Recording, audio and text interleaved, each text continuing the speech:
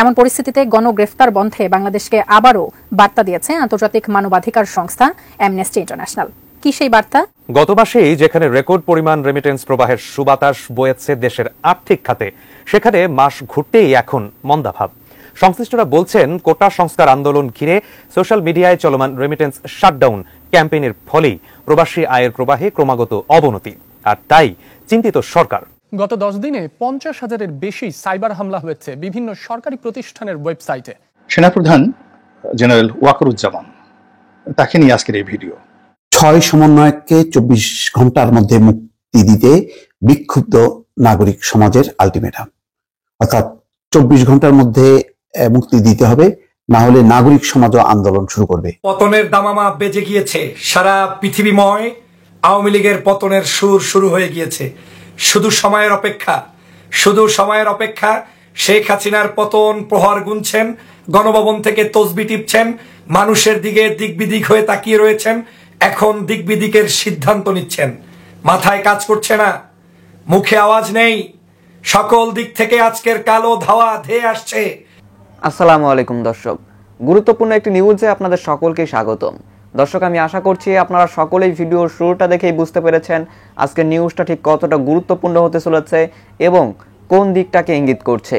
দর্শক, কোঠা আন্দোলনটা যখন শুরু হয় তখন কিন্তু অনেক বিশ্লেষকগণই বলেছিলেন যে এই আন্দোলনটা শুধুমাত্র লোক দেখানো বা একটা বিষয়কে ঘুরিয়ে অন্য বিষয়ে মানুষের চোখকে নিয়ে যাওয়া বা নজরকে নিয়ে যাওয়া।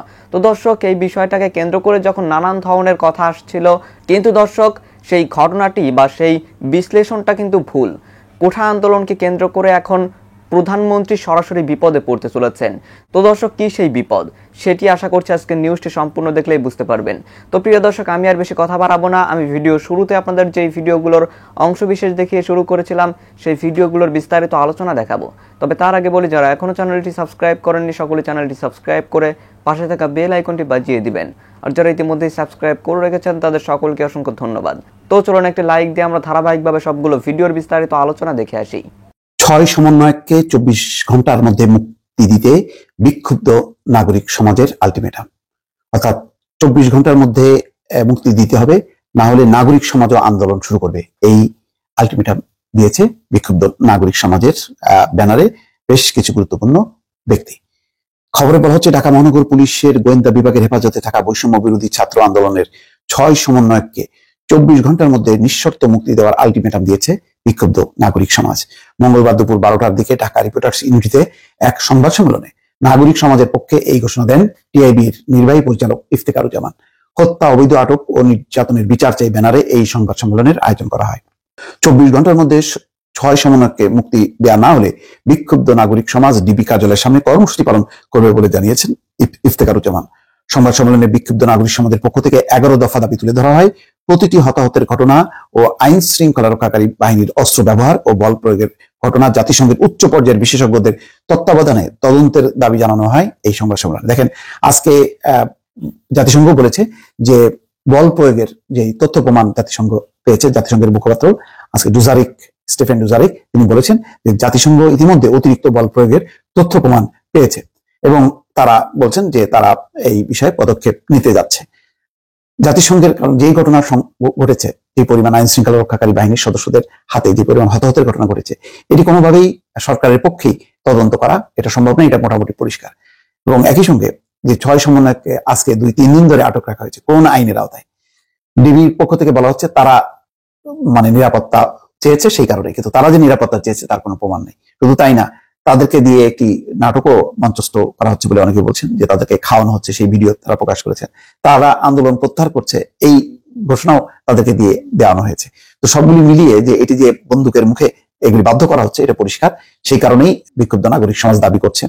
এমনকি তার অভিভাবকরা গেছে ডিবি অফিসে, তাদের হাতে দেওয়া হয়নি, অথচ ডিবি প্রধান হারুন বলেছেন খুব শীঘ্রই তাদেরকে মুক্তি দেওয়া হবে, কিন্তু কোথায় সেই মুক্তি? এখনো পর্যন্ত মুক্তি দেওয়া হয়নি। সেই কারণেই এখন এই বিক্ষুব্ধ নাগরিক সমাজ এই দাবি করছে যে তাদেরকে 24 ঘন্টার মধ্যে মুক্তি দিতে হবে।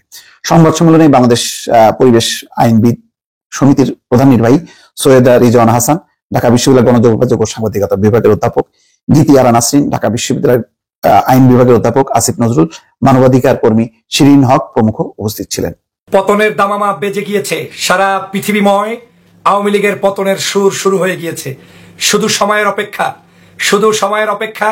শেখ হাসিনার পতন প্রহর গুনছেন, গণভবন থেকে তসবি টিপছেন, মানুষের দিকে দিকবিদিক হয়ে তাকিয়ে রয়েছেন। এখন দিকবিদিকের সিদ্ধান্ত নিচ্ছেন। মাথায় কাজ করছে না, মুখে আওয়াজ নেই, সকল দিক থেকে আজকের কালো ধাওয়া ধেয়ে আসছে। শেখ হাসিনার পতনের সুর শুরু হয়ে গিয়েছে।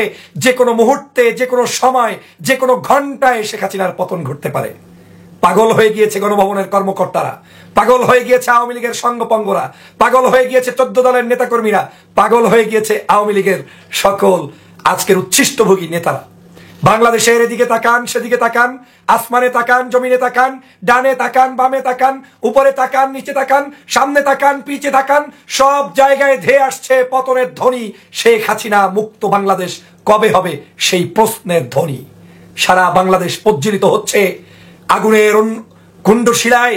সারা বাংলাদেশ আজকের প্রজ্বলিত হচ্ছে শিক্ষার্থীদের রক্তে, টকবক রক্তে। আপনারা জানেন সারা বাংলাদেশের বিভিন্ন প্রান্ত থেকে শুরু করে ছড়িয়ে পড়েছে শিক্ষার্থীদের লাল ব্যাজ, লাল কালারের মুখে কাপড় বেঁধে প্রতিবাদ। সারা বিশ্বের মানুষ অংশ নিয়েছে। অস্থির হয়ে গিয়েছে সরকার, অস্থির হয়ে গিয়েছে প্রশাসন, যে কি করলাম, ইন্টারনেট নেই, কিন্তু যতটুকু আছে তাও তো সব বাংলাদেশের রাজাকারেরা দখল করে বসে আছে। আমি সেই রাজাকারদের কথা বলছি যারা এখনকার মুক্তিযোদ্ধা, পূর্বেও মুক্তিযোদ্ধা ছিল, যারা দেশপ্রেমিক, যাদেরকে শেখ হাসিনা রাজাকার বলে, আদতে তারা রাজাকার নয়। আজকের বাংলাদেশের সমগ্র জায়গায় এই ফেসিবাদের পতন ত্বরান্বিত হচ্ছে। কারো যদি বিশ্বাসে ঘাটতি থাকে, আপনি আপনার ঘাটতি নিয়ে বসে থাকতে পারেন। কেন পতন হচ্ছে, কিভাবে পতন হচ্ছে, বর্তমান সময়টাকে আপনি রিয়েলাইজেশন করলে বলতে পারেন। একদিকে মানুষ খুন করেছে, সেই মানুষের জন্য আবার রাষ্ট্রীয় শোক ঘোষণা করছে। কতটা ব্যালেন্সলেস হলে, কতটা আহাম্মক হলে জাতির সাথে তামাশা করতে পারে। শিক্ষার্থীদের বুকে গুলি চালিয়েছে, সেই গুলি চালানোর ইতিহাসটাকে বিকৃত করে জাতির উপরে চাপিয়ে দেওয়ার জন্য এটাকে জঙ্গিবাদের তকমা লাগানোর চেষ্টা চালানো হচ্ছে।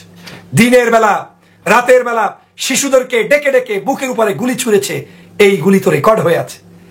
আহাম্মকেরা ধরা খেয়েছে, বিশ্বের সমগ্র জায়গা থেকে প্রতিবাদের ঝড় তুলছে। সবাই আমার এই সাধারণ শিক্ষার্থীদের পাশে দাঁড়িয়েছে। এখন আর এই দাবিটি শিক্ষার্থীদের দাবি নয়, সমগ্র বাংলার মানুষের দাবিতে পরিণত হয়েছে। তুমি পুলিশ দিয়ে, বন্দুক দিয়ে সব করতে পারবা, তুমি আমার প্রোফাইল পিকচার পরিবর্তন আটকাতে পারবা না, তুমি আমার লেখালেখি আটকাতে পারবা না, তুমি আমার বক্তব্য আটকাতে পারবা না, তুমি আমাদের কণ্ঠ রোধ করতে পারবা না। বাংলাদেশের এই নিউজটি আজকের সমগ্র বিশ্বে পৌঁছে গিয়েছে। শেখ হাসিনা এক ঘোরে হয়ে গিয়েছে, একাকী হয়ে গিয়েছে। সে কারণে কিছু উচ্ছিষ্টভোগী দালালদেরকে নিয়ে গণভবনে বৈঠকের পর বৈঠক করছে, কেউ সাড়া দিচ্ছে না, কাউকে পাশে পাচ্ছে না। সবার সাথে বেইমানি করতে করতে এমন দশা হয়েছে, এই বর্তমান অবৈধ এই গণতান্ত্রিক সরকার প্রধান শেখ হাসিনার আজ তিনি একা হয়ে গিয়েছেন। কিছু দালাল পুলিশ, কিছু দুষ্ট অফিসার, এরা ছাড়া ওদের কোনো বন্ধু নেই। আমি বারবার বলেছি এই শেখ হাসিনার পতন হচ্ছে, এটা এমন একটি গণ অভ্যুত্থানে পরিণত হয়েছে যেই অভ্যুত্থান বাংলাদেশের জনগণ ব্রিটিশ আমল থেকে শুরু করে আজ পর্যন্ত দেখে নাই। 52-তে দেখে নাই, 69-এ দেখে নাই, এরশাদ বিরোধী আন্দোলনে দেখে নাই, 71-এ দেখে নাই, আজ 24-এ সেইটা দেখছে। এই 24-এর ভয়াবহতা এত রূপ নিচ্ছে যেই ভয়াবহতা আপনাকে বুঝিয়ে শেষ করা যাবে না। 24-এ এসে বাংলাদেশের সমগ্র জাত পাত সবাই মিলে ঐক্যবদ্ধভাবে শেখ হাসিনার বিরুদ্ধে দাঁড়িয়েছে, যেটা বাংলাদেশের ইতিহাসে কোন সরকার পতনে পূর্বে কখনো ছিল না। আওয়ামী লীগের পক্ষে থাকতো, বিএনপির পক্ষে থাকতো, কিছু সাধারণ মানুষ এদিক সেদিক যাইতো। আর এইবার প্রতিবাদ উঠছে সমগ্র কর্নার থেকে, টেকনাফ থেকে তেতুলিয়া, রূপসা থেকে পাথুরিয়া, কোন জায়গার বাকি নেই। লন্ডন, আমেরিকা, কানাডা, তুরস্ক, মালয়েশিয়া, সিঙ্গাপুর, আরব বিশ্ব সহ বিভিন্ন জায়গায় আজকের বিভিন্ন গণমাধ্যমগুলোর সামনে জাতি আজকের তাদের মুখ থেকে বুক ফুলিয়ে জনতার কথা বলছে। একটি ফ্ল্যাগ নিয়ে তারা ঝাঁপিয়ে পড়ছে, সেটা হচ্ছে মাতৃভূমির ফ্ল্যাগ, বাংলাদেশের ফ্ল্যাগ। পতনের পদধ্বনিতে শেখ হাসিনার গণভবন কাঁপছে। তাই ওবায়দুল কাদের বলছে, আমরা আরেকটু হলে শ্রীলঙ্কার মতো হয়ে যেতাম, তাই কারফিউ দেওয়ার কারণে শিক্ষার্থীরা গণভবন দখল করতে পারেনি। কতক্ষণ পারবে কারফিউ দিয়ে গণভবন রক্ষা করতে? এই গণভবন জনতার, এই গণভবন ছাত্রদের, এই গণভবন বাংলার প্রতিটি মানুষের। অতএব তারা তাদের ভবন উদ্ধার করবেই। বাংলাদেশের মানুষের সাথে প্রহসন করে, প্রতারণা করে, শত শত মানুষকে হত্যা করে আবারও ক্ষমতায় থাকার স্বপ্ন, সেটা এদেশে হতে দেওয়া যাবে না। দর্শক, আমি আশা করছি আপনারা সকলেই অত্যন্ত মনোযোগ সহকারে সবগুলো ভিডিওই দেখেছেন এমনকি দর্শক, যদি এই ভিডিওগুলো সম্পর্কে আপনাদের কোনো মতামত থেকে থাকে তাহলে তো অবশ্যই জানাবেন। দর্শক, নিউজটি শেষ করছি এখানে, ফিরছি পরবর্তী নিউজে নতুন কোনো টপিকে। আল্লাহ হাফেজ।